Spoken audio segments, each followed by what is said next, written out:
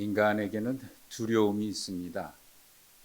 그래서 무한한 오늘 찬양해 주셨던 것처럼 은혜의 넓은 바다가 있는데 그 깊이도 얼마나 깊고 넓고 한이 없는데 거기에 가기보다는 그저 얕은 물가에서 찰싹찰싹 그런 얕은 물가에서 거기에 만족하고 더 깊이 들어가지 못한다.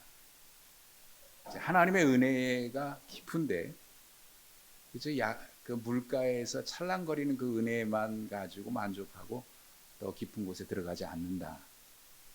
그래서 배를 띄워서 그 깊은 바다로 들어가 보자. 은혜의 세계로 들어가자. 이제 그런 찬양이죠. 여러분 더 깊은 은혜의 세계로 들어가셔서 풍성한 하나님의 은혜를 누리시는 대림절이 되시기를 축복합니다. 어제 우리 교회 청년 결혼식이 있었어요. 그래서 결혼식에 갔다가 바로 옆에 보니까 아주 작은 갤러리가 있더라고요. 거기 들어가 봤습니다. 그림, 한 화가가 그림을 전시를 하는데 주제가 이거예요. 관계와 경계. 관계와 경계. 무채색으로 그림을 그렸는데 굉장히 강렬한 느낌이었습니다. 자연이, 이 나무라든지는 자연이 있고 그 어두컴컴한 그림 뒤에는 새들이 있고 새 눈이 반짝거리는데 잘 눈에 띄질 않아요. 자연과 동물이 함께 살아가고 있는 관계이지만 거기는 구별되지 않는 것 같지만 뭔가 경계가 분명하다. 이 화가를 좀 만나고 싶었어요. 근데 그 화가는 그 자리에 없어서 거기 안내하신 분과 잠깐 얘기하고 말았는데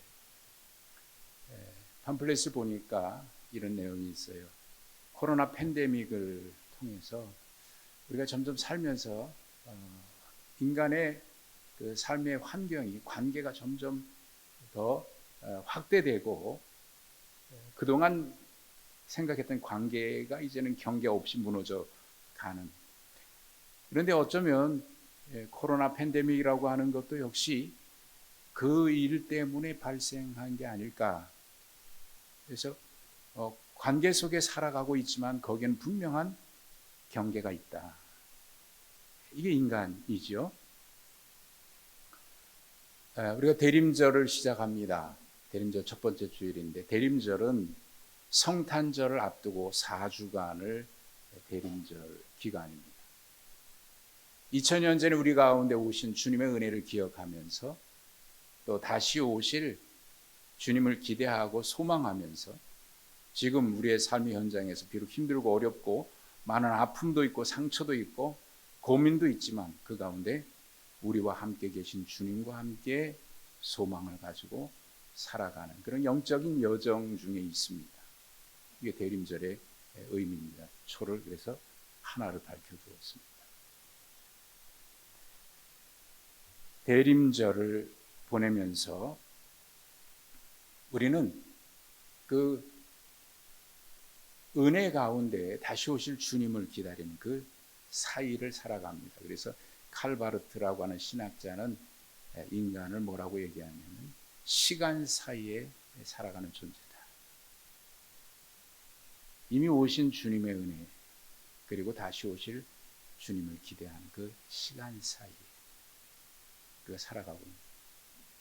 그 가운데 얼마나 많은 실수도 하고 또 우리가 넘어지기도 하고 시행착오도 많이 겪고 그러지 않습니까?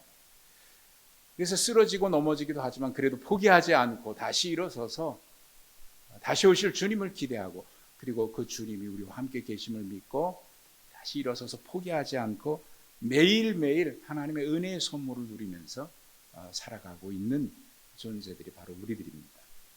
그러고 보면 우리는 참 행복한 사람들이라 그런 고백을 저는 늘 합니다. 오늘 시편에서 이 시인이 행복하여라 그렇게 시작을 합니다. 복되어라.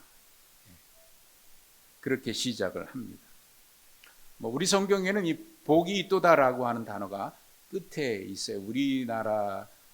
우리말의 그 어순의 특성 때문에 그렇습니다. 그러나 히브리어는 이 단어 맨 앞에 있어요. 복되어라, 행복하여라, 이게 맨 앞에 있습니다. 그래서 세번역 성경으로 읽어드리면 이렇습니다.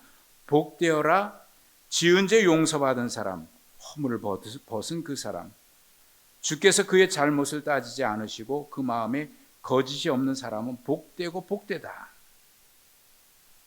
여러분, 이 세상에 살아가는 사람 중에 가장 행복한 사람이 어떤 사람일까요? 이런 사람이 아닐까 싶습니다. 사람들은 행복의 조건으로 이런저런 이야기들을 합니다. 그러나 가장 행복한 사람은 바로 이런 거죠.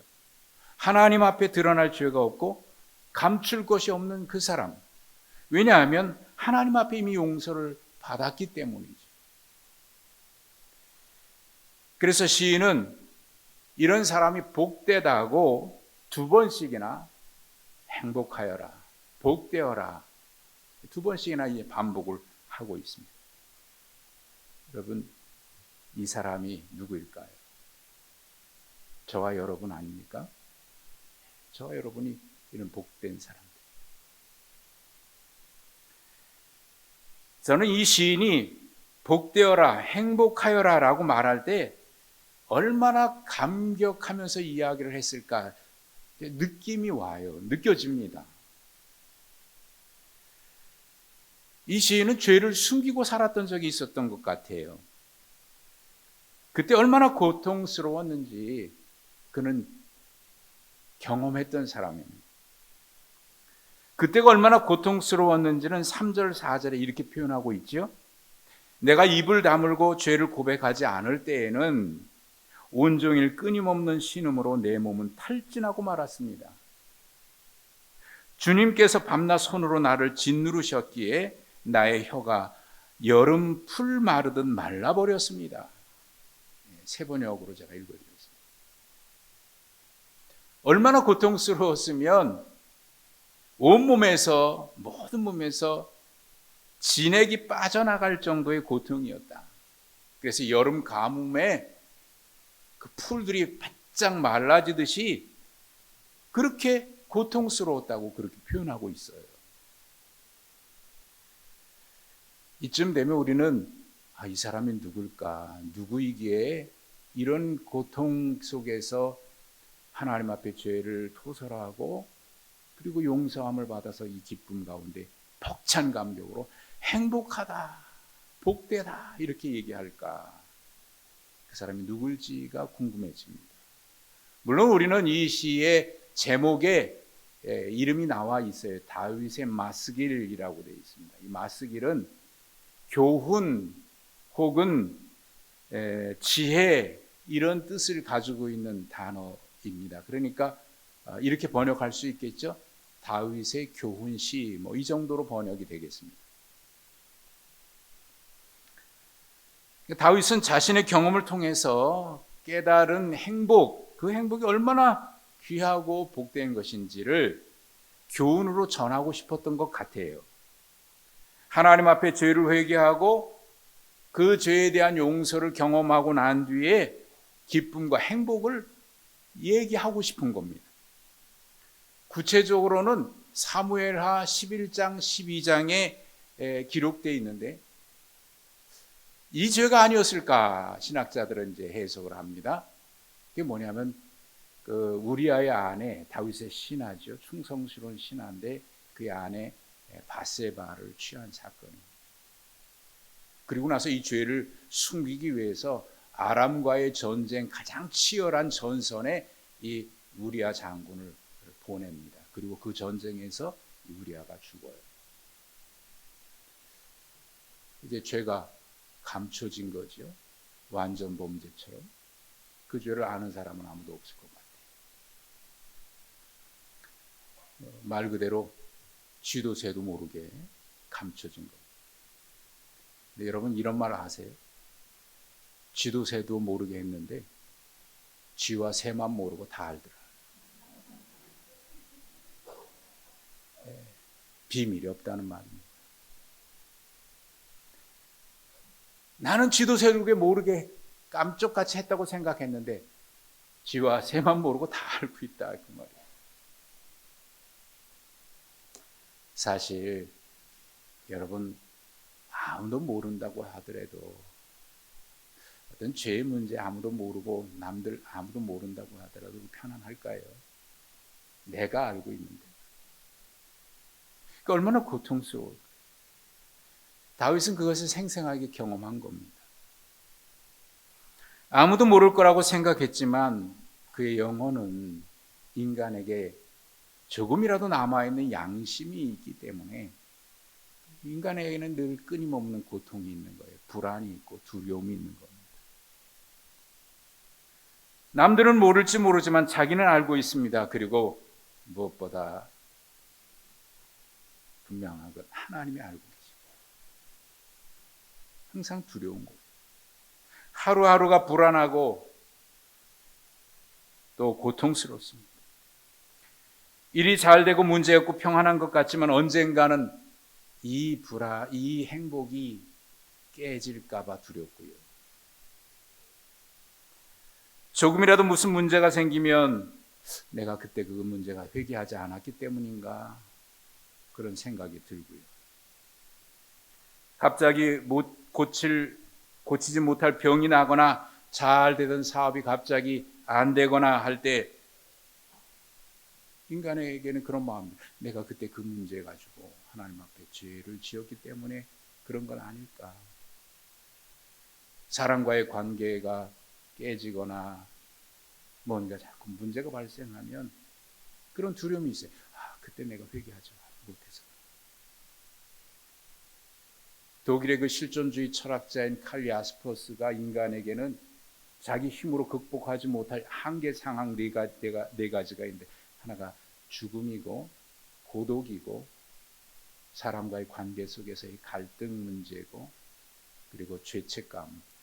이건 극복할 수 없는 인간의 한계 상황. 여러분 이거 어떻게 극복할 수 있습니까? 지금 다윗이 그런 형편이에요. 그냥 묻혀진 줄 알았습니다. 그러나 그의 마음속에 영혼의 그 두려움, 죄책감, 갈등, 고민 이런 것들은 해결되지 않아요. 꿈자리가 안 좋아도 아마 두려울 거예요. 그때 내가 회개하지 않았기 때문인가. 벌 받는 것 같아요. 그러나 이런 것보다도 가장 큰 고통은 영혼의 갈등 아닙니까? 영혼의 침체입니다. 영적인 침체. 아무런 문제 없는 것 같은데 그의 영은 점점 메말라 갑니다. 그래서 그것이 얼마나 고통스러웠는지 진액이 뼈에서 다 빠져나갈 정도였다라고 얘기하고 여름 가뭄에 메마른 풀과 같았다라고 얘기합니다. 이게 영적인 상태를 얘기하는 거 아닙니까? 이 죄의 문제 말이죠. 여러분 잘 아는 마틴 루터 종교개혁자가 이 죄에 대해서 상당히 민감했던 사람입니다. 그가 죄를 해결하기 위해서 당시에 이제 가톨릭 교회죠. 거기에는 모든 성례에 빠짐없이 참석을 했습니다. 금식도 하고 고행도 하고 선행도 했습니다. 그리고 해결되지 않는 이 죄책감 가지고 그는 선임 사제에 찾아가서 고해 성사를 하는데 얼마나 자주 찾아왔는지 이 선임 사제가 이렇게 얘기를 했대요. 제발 죄 같은 죄 가지고 와라. 그래도 계속 오니까 매일 오지 말고 한꺼번에 모아가지고 와라. 얼마나 귀찮았으면 그랬을까요?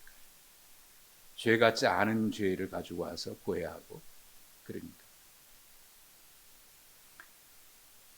그는 괴로움 가운데 죄 문제가 해결되지 않고 고통스러울 때는 자기 자신을 채찍으로 자기 등허리를 내리쳐서 실신하는 경험까지 했다고 그래요. 1511년 로마의 라테란 성당에 그 일명 빌라도 계단이라고 불리는 28개의 대리석으로 만들어진 계단이 있는데, 스칼라 상크라라고 하는 거룩한 계단. 그 당시에는 이 계단을 무릎으로 기어오르고 내리고 그렇게 고행을 하면 죄가 용서받을 수 있다라고 가르쳤어요. 그러니까 그 일을 위해서 무릎에 피가 날 정도로 거기를 오르고 내리고 했다. 그래도 여전히 죄의 용서에 대한 확신이 없습니다. 그리고 고통 속에 괴로워하던 그가 나중에 말씀을 통해서 깨닫게 된 게 있는데, 시편의 말씀과 로마서의 말씀을 통해서 깨달은 거예요. 고행이나 선행으로는 죄 문제를 해결할 수 없다. 결국 루터가 깨달은 것은 오직 하나님의 은혜로만 이 죄의 문제, 인간의 한계에서 벗어날 수 있다. 그래서 거기서 발견한 게 복음이거든요. 그래서 오직 은혜라고 외쳤던 거예요. 이렇게 죄에 대해서 괴로워하는 사람들은 다른 사람에 비해서 죄가 많기 때문은 아닙니다. 로마서 5장 20절에 보면 이런 말씀이 있어요. 죄가 더한 것에 은혜가 넘쳤다. 죄가 더한 곳에 은혜가 많다. 그러니까 죄가 많은 곳에 은혜가 많다, 이렇게 말할 수 있습니다. 이 말을 죄를 많이 지어야 은혜를 많이 받는구나, 그렇게 해석하면 이거 곤란한 문제죠. 죄가 많아야가 아니라 죄에 대한 깨달음이 많은 사람을 말하는 거예요. 남들은 아무렇지도 않게 모르겠어요. 아무렇지도 않게 살아가는지 모르겠습니다. 그 안에 괴로움이 없는지. 그런데 이들은 민감해요. 죄에 대한 깨달음이 많고요, 민감한 겁니다. 그런 곳에 은혜가 더 넘친다, 그런 얘기입니다. 다윗도 죄의 문제로 인해서 신음하고 영혼이 메말라 가던 중에 해결을 받았던 겁니다. 그게 5절에서 그렇게 고백하죠. 드디어 나는 내 죄를 주님께 아뢰며 내 잘못을 덮어주지 않고 털어놓았습니다. 내가 주님께 내 죄를 고백합니다 하였더니 주께서는 나의 죄를 기꺼이 용서하셨습니다. 그래서 나오는 게 1절, 2절의 그 기쁨입니다. 오 하나님 감사합니다. 오 하나님 감사합니다. 나를 받아주시다니. 그게 행복하여라, 복되어라, 그렇게 탄성으로 나오는 기쁨이에요. 그래서 6절에 다윗은 사람들에게 이런 이야기를 합니다. 이로 말미암아 모든 경건한 자는 주를 만날 기회를 얻어서 주께 기도하라. 주를 만날 기회를 얻어서 주께 기도하라. 기도하라는 말은 회개하라, 그런 말과 같아요. 근데 여기 주를 만날 기회라고 얘기했습니다. 그 기회를 만날 때 기도, 회개하라, 그 말입니다. 그럼 주를 만날 기회는 도대체 뭘까? 언제 주님을 만날 기회가 되는 걸까요? 우리도 그 주님을 만날 기회가 와서 주님을 만났으면 좋겠어요. 그 기회가 언제일까요? 오늘 제가 설교 제목을 지금 주를 만날 기회, 이렇게 얘기했어요. 지금 주를 만날 기회가 언제일까요? 다윗의 예를 든다면 주를 만날 기회는 나단 선지자가 그 바세바 사건 감춰져 있었지요. 아무도 모른다고 생각했죠. 근데 하나님이 아셨어요. 그래서 나단 선지자를 보냅니다. 그리고 다윗을 책망합니다. 그때 다윗이 내가 왕인데, 그러면서 그 선지자를 그거 어떻게 하라고 하질 않고 그 말을 들었을 때 즉시 회개하기 시작합니다. 시편 6편 6절에 보면은 그가 어떻게 회개했다고 되어 있냐면 침대와 요를 눈물로 띄우고 적셨다. 그렇게 밤마다 눈물로 침대와 요를 적셨다. 그렇게 표현을 했습니다. 그리고 같은 사건을 배경으로 하고 있는 시편 51편에는 다윗이 이렇게 기도합니다. 하나님, 나를 주님 앞에서 쫓아내지 말아 주십시오. 그리고 주의 영을 내게서 거두어가지 말아주시고 주의 구원의 즐거움을 나에게 다시 회복시켜 주십시오라고 기도를 합니다. 그러니까 주를 만날 기회는 어떤 특별한 시간이나 날짜나 어떤 장소가 아니고 하나님의 말씀을 통한 깨달음입니다. 그래서 6절에 주를 만날 기회라고 하는 이 단어에 번호가 새겨져 있는데 그 성경 밑에 주석을 달아놨습니다. 죄를 깨달을 때에. 말씀을 통해서 찔림이 옵니다. 아하, 내 죄가 숨겨져 있는 죄가 있구나 깨닫습니다. 하나님의 말씀을 통해서 내가 얼마나 부족한 존재인지를 깨닫게 됩니다. 하나님이 말씀을 통해서 우리를 만나주시기 위해서 찾아오시는 순간입니다. 그때가 주님을 만날 기회입니다. 그렇지만 하나님은 말씀으로 다가오시기도 하지만 때때로 아픔이나 고난을 통해서 우리에게 가까이 오시기도 합니다. 그러니까 어떤 어려움이 생기거나 고난이 생기면 하나님이 나에게 벌을 주시려고 하는구나 이렇게 생각하는 사람도 있기는 하겠습니다만은 하나님이 나를 찾아오시는구나. 회개할 기회를 주시는구나. 그때 기도하라. 그래서 6절을 세번역 성경에 보니까 고난을 받을 때에 이렇게 했어요. 고난을 받을 때에. 그러니까 나단 선지자의 책망도 있었지만 다윗에게는요 많은 아픔이 있었습니다. 그때 낳은 아들이 나중에 죽어요. 그리고 압살롬 큰아들이죠. 반란을 일으킵니다. 수도 없는 고난을 겪어요. 그때 그는 그 표현할 수 없는 아픔, 고난을 겪으면서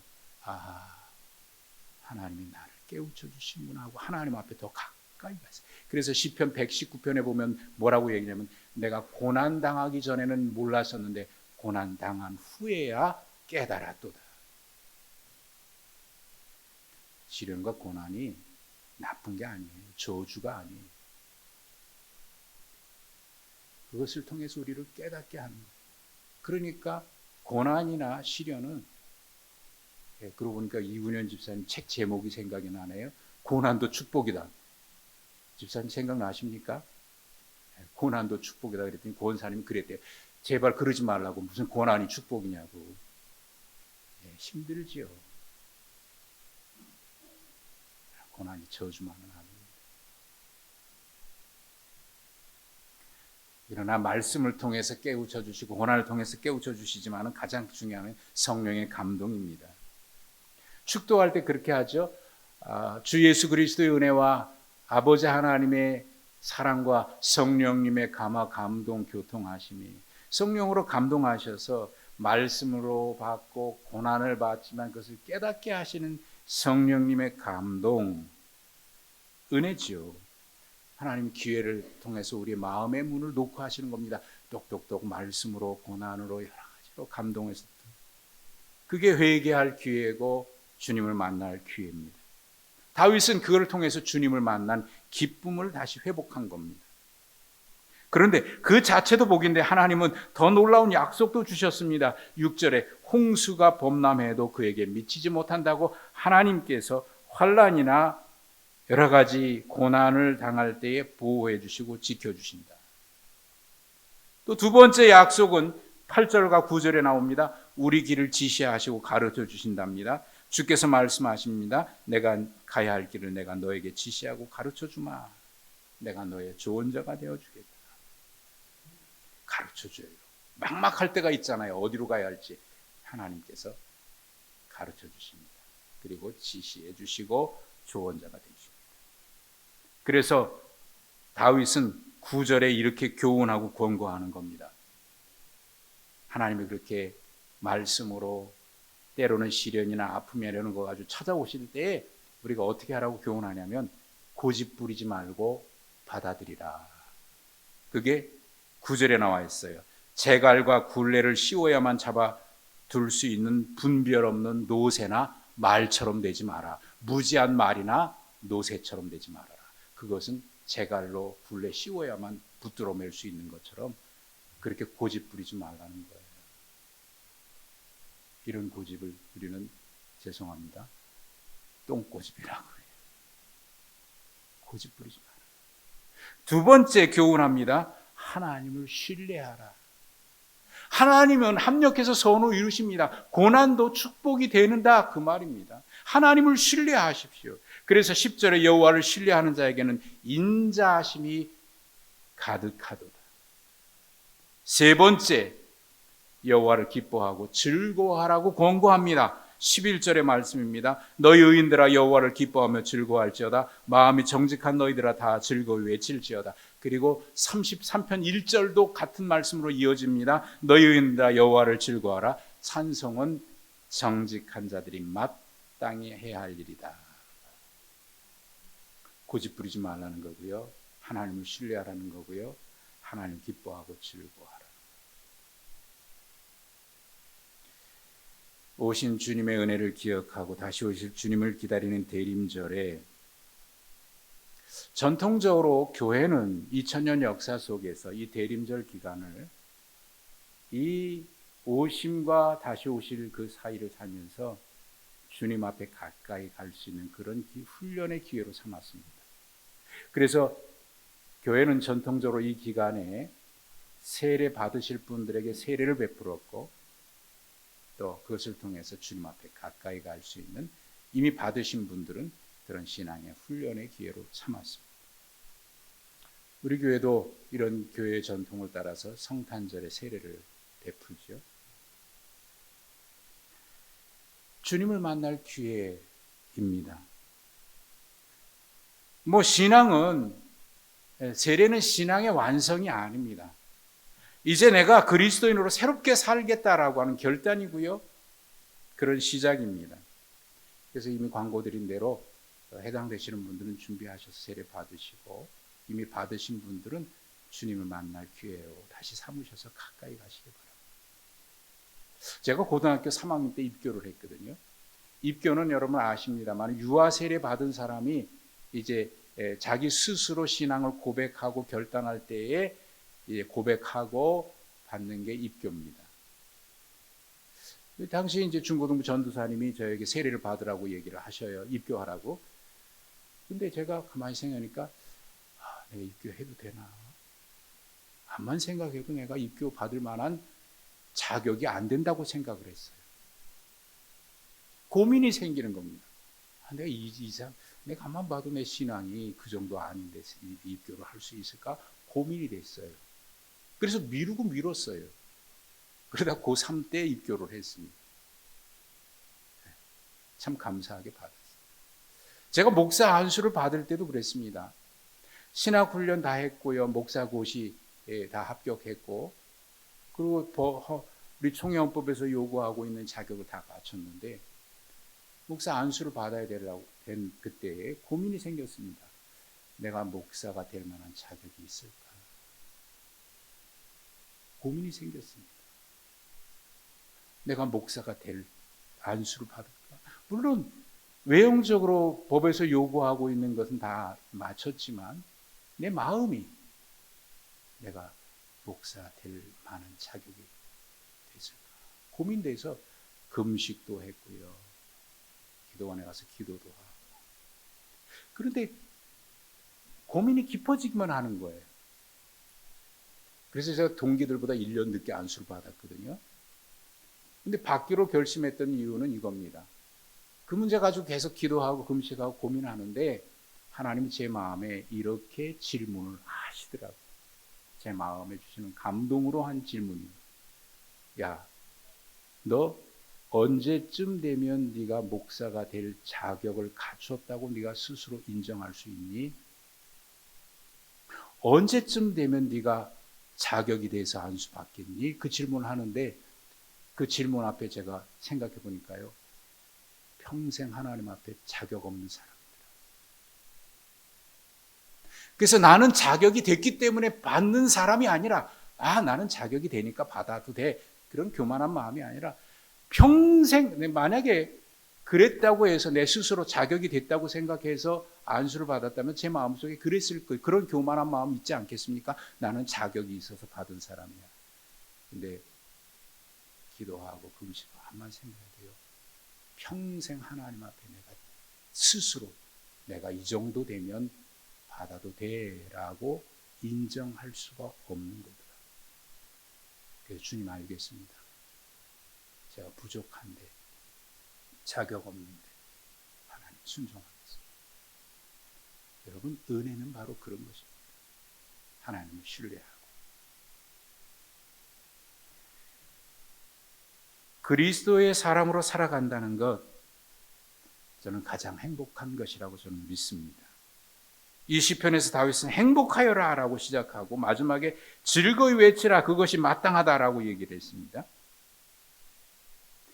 저는 이 고백, 이 시편의 말씀을 묵상하면서 이 대림절 첫 번째 주일에 이 말씀을 함께 나누면서 이 시편의 이 시인이 바로 우리를 얘기하는 거예요. 우리가 그렇게 행복한 사람이구나. 자격 없는 자인데 하나님께서 그 기회를 주셔서 찾아오시고 깨우쳐 주시고 때로는 감동해 주시고 그래서 극복할 수 없는 인간의 한계를 극복해서 하나님 안에서 은혜 안에서 극복해 나갈 수 있도록 우리를 불러주신 바로 이런 하나님의 구원의 은혜와 용서를 경험한 사람이 가장 행복한 사람이에요. 이것은 내가 자격으로 취득하는 게 아니고 하나님의 은혜에 겸손히 믿음으로 응답하면서 받아들이는 겁니다. 말이나 노새처럼 고집부리지 말아라. 감사하고 기뻐해라. 여러분, 그래서 우리는 행복한 사람입니다. 저와 여러분이 가장 행복한 사람인 줄로 믿습니다. 이 대림절에 그렇게 주님을 더 깊이 만나는 기회가 되시기를 주님의 이름으로 축복합니다. 하나님 아버지 은혜와 사랑을 감사합니다. 오늘 우리로 이 기쁨의 자리 가장 행복한 존재로 살아갈 수 있도록 우리를 깨우쳐 주셔서 감사합니다. 하나님 이 은혜 안에서 늘 믿음으로 순종하고 응답하면서 늘 행복하고 복되게 살아가는 우리 모든 주의 종들이 다 되게 하여 주옵소서. 예수님의 이름으로 기도하옵나이다. 아멘.